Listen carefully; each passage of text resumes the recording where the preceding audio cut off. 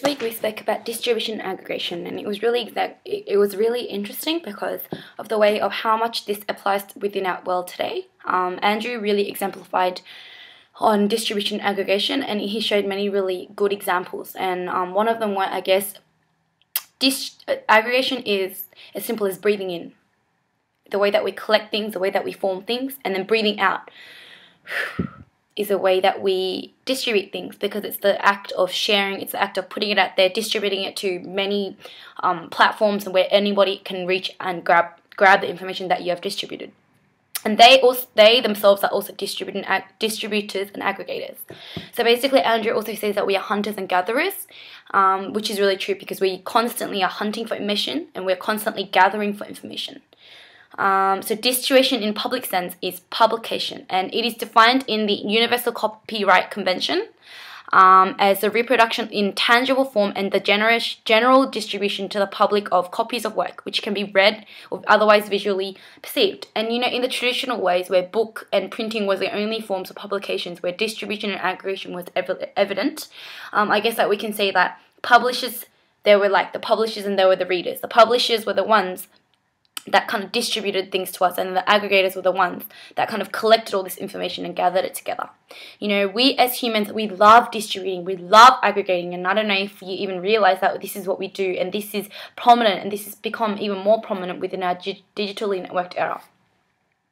In the past, it was the content that mattered, not the way that it was distributed and aggregated. This is evident when, once again, looking at print, like newspapers, magazines, books, especially. All the content matters, and the way that it was distributed, aggregated, it didn't really matter to us because we had people doing it for us. We had the solid structure of a publishing industry and etc., and then it was furthermore distributed to us.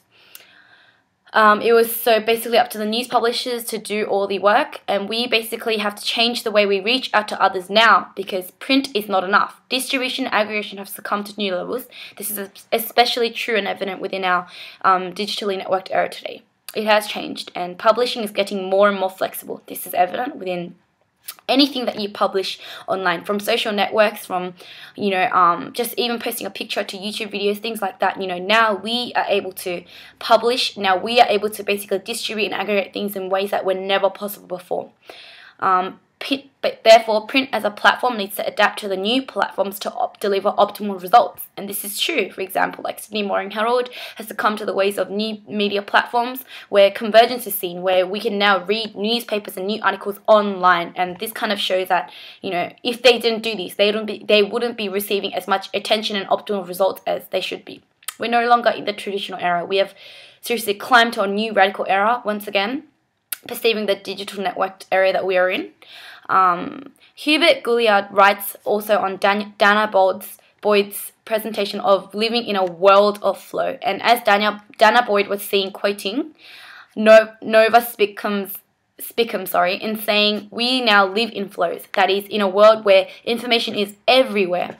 This metaphor is extremely powerful, Dana Boyd notes. This idea suggests that you're living in stream, adding to it, consuming to it, and redirecting to it. And this basically sums up what's happening today within our era.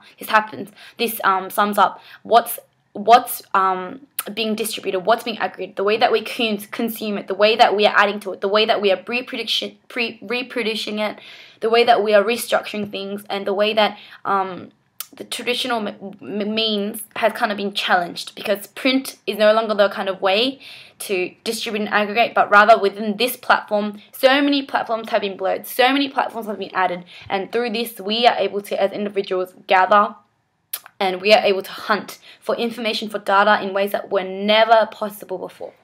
Power is no longer in the hands of those who control the channels of distribution, but it is in the hands of those who control the limited sources of attention. This is also from Dana Boyd. She quoted this. Dana Boyd, sorry. So this is really evidently true. Really, it's no longer the publishing industries that have control, but it is really in the hands of those who control the limited sources of attention. It's up to us now of how we distribute, how we aggregate, and how we bring forth attention within this era.